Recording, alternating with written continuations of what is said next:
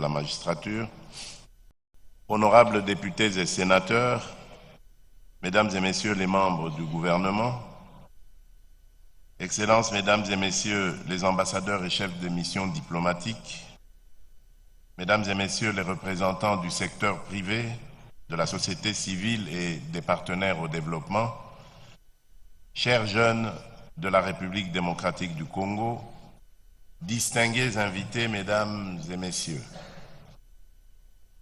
en ce 30 juin, date sacrée de notre mémoire collective, la République démocratique du Congo ne se contente pas de commémorer son accession à l'indépendance. Elle se tient devant son histoire, se souvenant du combat de nos pères fondateurs, mesure le chemin parcouru et regarde avec lucidité l'horizon qu'elle doit désormais conquérir. Le 30 juin 1960, notre peuple a affirmé son droit à la liberté, à la dignité et à la souveraineté.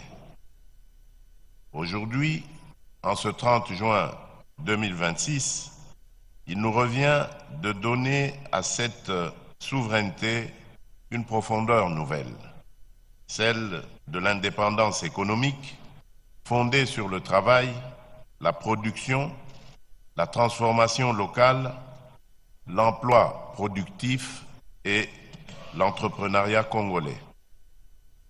Car l'indépendance politique, si précieuse soit-elle, ne saurait être pleinement accomplie tant que notre jeunesse demeure privée d'opportunités réelles, tant que nos ressources ne sont pas suffisamment transformées sur notre sol, tant que nos talents cherchent ailleurs les chances qu'ils devraient trouver ici, tant que l'énergie de millions de jeunes Congolais n'est pas convertie en emploi, en entreprise, en innovation et en prospérité partagée. C'est pourquoi le lancement du programme présidentiel pour l'emploi et l'entrepreneuriat des jeunes, Debout Jeunes Congolais, en ce jour hautement symbolique, n'est pas un hasard de calendrier. Il traduit une conviction forte, à savoir, après le combat pour l'indépendance politique, notre génération doit mener le combat pour l'indépendance économique. Ce combat, je veux le mener avec toutes les forces vives de la nation, mais surtout avec vous, jeunes de la République démocratique du Congo, car c'est par votre travail, votre talent et votre audace que le Congo écrira cette nouvelle page de son histoire.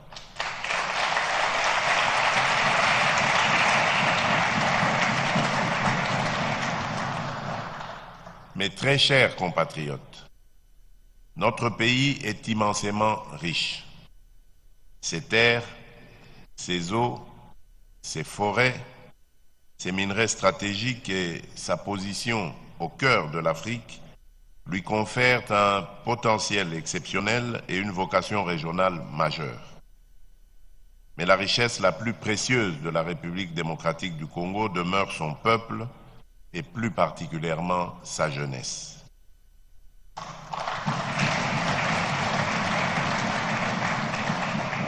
Une jeunesse nombreuse, courageuse, ingénieuse et résiliente.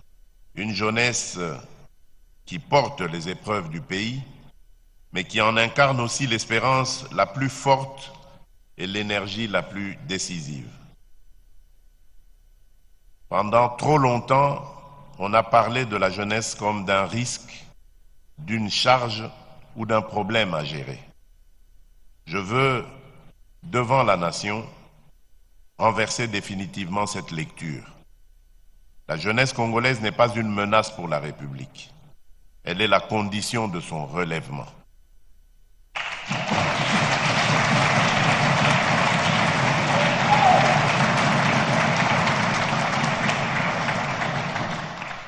Mais reconnaissons-le avec lucidité, une jeunesse sans formation, sans emploi, sans accompagnement et sans perspective devient vulnérable au découragement, à l'exode, aux manipulations, à l'économie de survie et dans les zones les plus fragiles, aux logiques de la violence. Le chômage massif des jeunes n'est donc pas seulement une question économique. C'est un défi social, politique, sécuritaire et national. C'est un enjeu de cohésion. C'est un enjeu de dignité. C'est pourquoi l'emploi et l'entrepreneuriat des jeunes sont au cœur des priorités de mon second mandat. C'est pourquoi j'ai voulu que nous passions des discours à l'exécution, de la dispersion à la coordination, de l'assistance à l'autonomisation et des promesses aux résultats.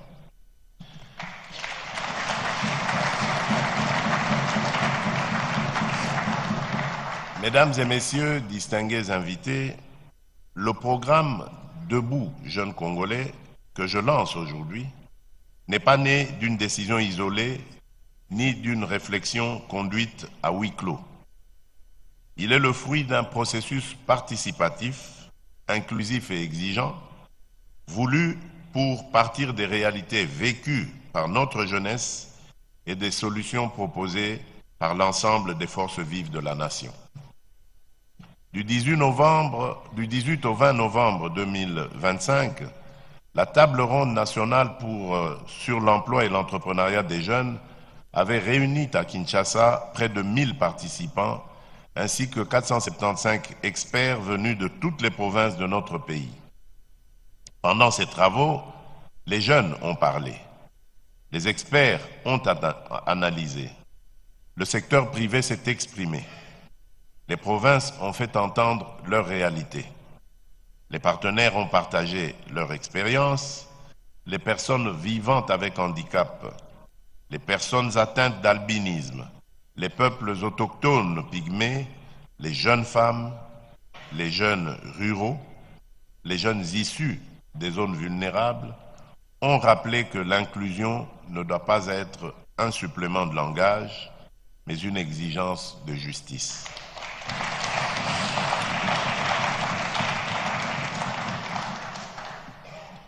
De ces travaux sont sorties 105 recommandations, regroupées ensuite en 50 résolutions concrètes qui constituent aujourd'hui le socle de ce programme. Elles ont également donné naissance au Pacte national pour l'emploi et l'entrepreneuriat des jeunes, par lequel l'État, le secteur privé, les banques, les partenaires techniques et financiers, les provinces, les institutions de formation, les structures d'accompagnement et la jeunesse elle-même se sont engagés à agir, chacun dans sa sphère de responsabilité. Mais un pacte, aussi important soit-il, n'a de valeur que s'il transforme concrètement la vie des citoyens. C'est précisément le sens du programme présidentiel Debout Jeunes Congolais. Traduire l'écoute en action, les résolutions en mécanismes et les engagements en opportunités réelles pour la jeunesse congolaise. Mesdames et messieurs, distingués invités, Debout Jeunes Congolais n'est pas un slogan de plus. C'est un instrument d'action publique, un cadre de coordination et une discipline d'exécution au service d'une ambition nationale, faire de la jeunesse congolaise le moteur de la transformation économique, sociale et institutionnelle de notre pays. Ce programme repose sur la conviction que l'État ne peut pas, à lui seul, employer tous les jeunes Congolais. Mais il a le devoir de créer les conditions pour que chaque jeune puisse se former, accéder aux opportunités, entreprendre, travailler dignement et contribuer à la prospérité nationale. Notre objectif n'est donc pas de distribuer des illusions, mais d'ouvrir des chemins réels à travers des mécanismes concrets de formation, de financement, d'accompagnement, d'orientation et de suivi. Pour y parvenir, le programme s'articule autour de 3 grands axes. Le premier axe est celui de la formation professionnelle.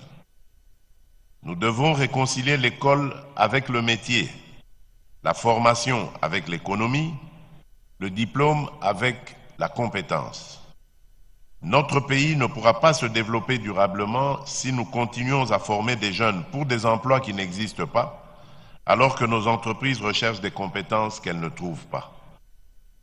Nous allons donc renforcer les écoles des métiers, développer les centres de formation professionnelle, promouvoir l'apprentissage, l'alternance, les stages de découverte et les filières techniques, afin de préparer nos jeunes aux besoins réels de l'agriculture, de l'agrotransformation, des mines, de l'énergie, du numérique, de l'industrie, des infrastructures, de l'économie verte, de l'économie créative et des chaînes de valeur locales.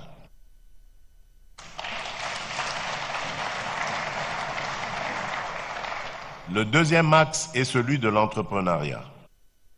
L'entrepreneuriat doit devenir, pour la jeunesse congolaise, une voie normale, accessible et valorisée. Non une aventure réservée à quelques privilégiés, encore moins une simple stratégie de survie dans l'informel, mais une véritable voie de dignité, de création de richesse et d'indépendance. Beaucoup de jeunes Congolais ont des idées, du courage et du talent. Mais une idée, aussi prometteuse soit-elle, ne devient une entreprise viable que si elle est accompagnée, financée, formalisée et insérée dans un marché réel. C'est pourquoi le programme prévoit notamment l'opérationnalisation du concours national des plans d'affaires simplifiés, le CONAPAS.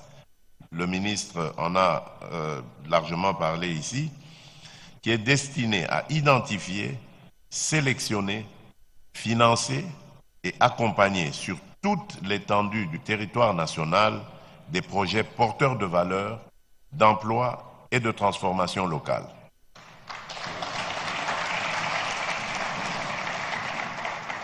Organisé de manière cyclique, le CONAPAS permettra de faire de nos circonscriptions électorales de véritables circonscriptions entrepreneuriales, le ministre l'a dit ici, en orientant les initiatives des jeunes vers les bassins de production, les unités industrielles structurantes et les chaînes de valeur locales.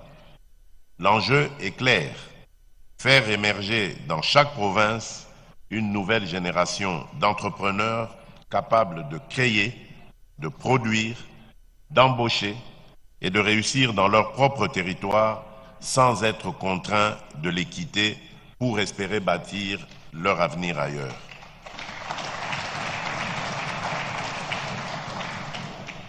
Le troisième axe est celui de l'accès à l'emploi et à l'égalité des chances.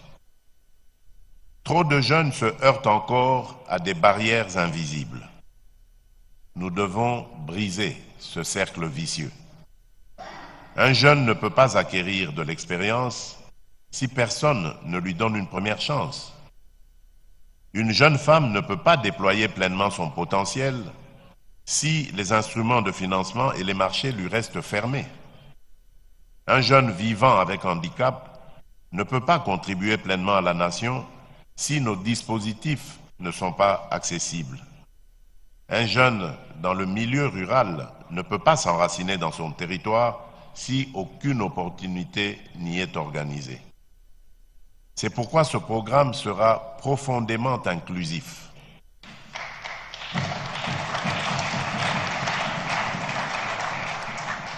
Il doit atteindre les jeunes femmes, les jeunes vivant avec handicap, les personnes atteintes d'albinisme, les peuples autochtones pygmées, les jeunes des milieux ruraux, les jeunes déplacés, les jeunes sortant de situations de vulnérabilité, ainsi que les jeunes des zones affectées par les conflits. Aucune jeunesse de la République ne doit être laissée au bord du chemin.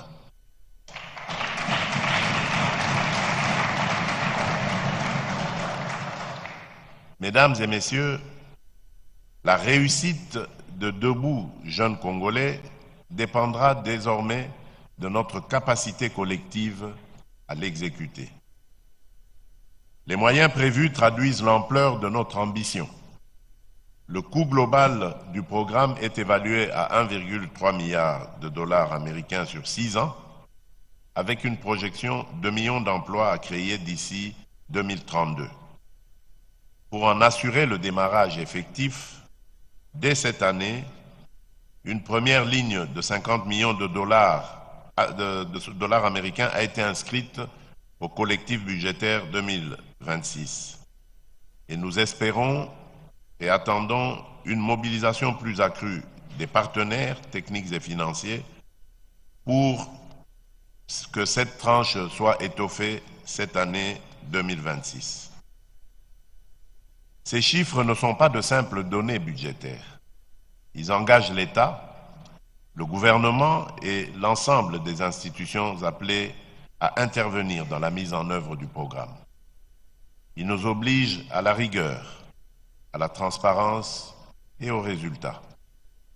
C'est pourquoi j'instruis le gouvernement de veiller à sa mise en œuvre rigoureuse, coordonnée et transparente. La primature devra assurer la coordination interinstitutionnelle nécessaire afin que les ministères concernés agissent en cohérence avec des plans d'action précis, des échéances claires, des responsabilités identifiées, des budgets sécurisés, des indicateurs véritables et des résultats attendus. Les provinces devront être pleinement associées, car l'emploi des jeunes ne peut être pensé depuis Kinshasa seulement. Chaque province devra identifier ses filières porteuses, ses bassins d'emploi, ses besoins en formation, ses chaînes de valeur et ses opportunités propres. J'appelle également le secteur privé à prendre toute sa part, en ouvrant davantage ses portes aux jeunes, à travers les stages, l'apprentissage, le mentorat, la sous-traitance locale, les partenariats avec les centres de formation et l'intégration des jeunes entreprises dans les chaînes de valeur. J'appelle les banques, les institutions de microfinance, les fonds de garantie et les institutions financières à innover. Le manque de garantie ne doit plus être un mur infranchissable pour les jeunes entrepreneurs. Il nous faut des mécanismes adaptés à leur réalité, sans jamais renoncer à la rigueur, à la traçabilité et à la responsabilité.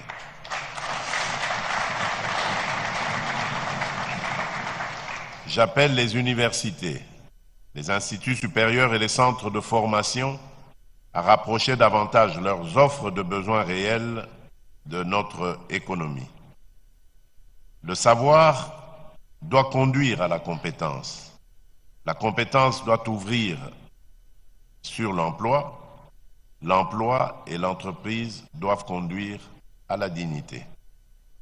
J'appelle nos partenaires techniques et financiers à aligner leurs appuis sur ce cadre national afin que les ressources disponibles soient mieux coordonnées, mieux ciblées et orientées vers des résultats mesurables.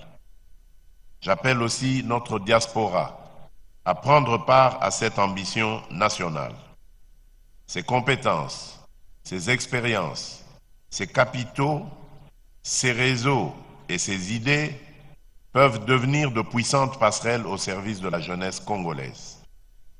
Enfin, j'appelle la société civile, les organisations de jeunesse, les organisations de femmes, ainsi que les structures représentant les personnes vivantes avec handicap, les personnes atteintes d'albinisme, les peuples autochtones pygmées et les autres composantes de la nation à demeurer actives, vigilantes et constructives. La réussite de ce programme devra être mesurée concrètement par le nombre de jeunes formés, accompagnés et financés, le nombre d'entreprises créées et consolidées, le nombre d'emplois directs et indirects générés, le nombre de jeunes femmes, de jeunes vivant avec handicap, de jeunes ruraux et de jeunes issus des zones affectées par des conflits effectivement touchés. Les ressources devront parvenir aux bénéficiaires réels. Les projets devront être sélectionnés avec rigueur. Les financements devront être suivis avec transparence. Les résultats devront être rendus publics. Les responsabilités devront être clairement établies. Je veillerai personnellement à ce que cette exigence de redevabilité soit pleinement respectée. Chers jeunes Congolais, le Congo que nous voulons bâtir se construira par la compétence, l'intégrité, la discipline, le courage, la persévérance et la foi en notre capacité collective à changer le cours des choses. Votre génération ne doit pas seulement hériter du Congo, elle doit contribuer à le façonner, à le transformer et à l'élever. Si le 30 juin 1960, nos pères fondateurs ont conquis un drapeau, il nous revient, à partir de ce 30 juin 2026, de donner à ce drapeau une économie à sa hauteur.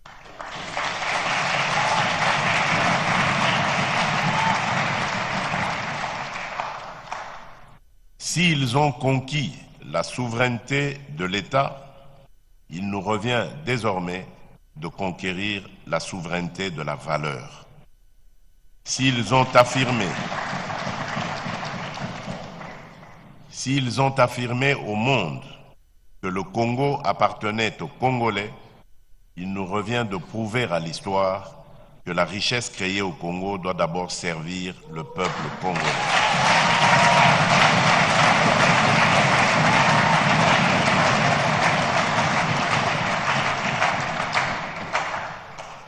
C'est dans cet esprit que s'inscrit le programme présidentiel Debout, jeunes Congolais. Il traduit la volonté de l'État de créer des cadres, de mobiliser des financements, d'organiser des dispositifs et de mettre en place des mécanismes concrets pour accompagner votre ambition. Mais je le dis avec franchise, aucun programme, aussi ambitieux soit-il, ne remplacera jamais l'effort personnel. Aucun financement ne remplacera la discipline. Aucune politique publique ne remplacera l'intégrité, la compétence, le travail et la persévérance.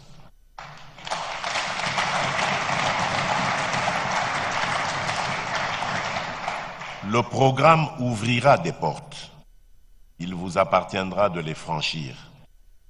L'État mettra en place des instruments. Il vous appartiendra de vous former, de travailler, de respecter les règles, de bâtir des projets sérieux, de protéger les financements reçus, de créer de la valeur et de devenir à votre tour des employeurs, des mentors et des modèles. Notre ambition n'est pas de prétendre résoudre en un jour toutes les difficultés de la jeunesse congolaise. Aucun État sérieux ne peut faire une telle promesse. Mais aujourd'hui, nous fixons un cap. Nous mettons en place des instruments. Nous engageons des moyens. Nous appelons chaque acteur à prendre sa part de responsabilité. La tâche est grande. Elle exigera du temps, de la rigueur, de la constance et de la responsabilité. Mais c'est à ce prix-là, que nous transformerons nos défis en décisions, nos décisions en actions et nos actions en résultats visibles dans la vie de nos jeunes. C'est pourquoi la devise de ce programme, le mérite par le travail, la patrie par l'entreprise, doit devenir plus qu'une formule. Elle doit devenir un état d'esprit national, une discipline collective et une exigence de tous les jours. C'est avec cette conviction, cette exigence et cette espérance que je déclare officiellement lancé le programme présidentiel pour l'emploi et l'entrepreneuriat des jeunes, Debout, jeunes Congolais. Que vive la jeunesse congolaise, Que Dieu bénisse la République démocratique du Congo et son peuple. Je vous remercie.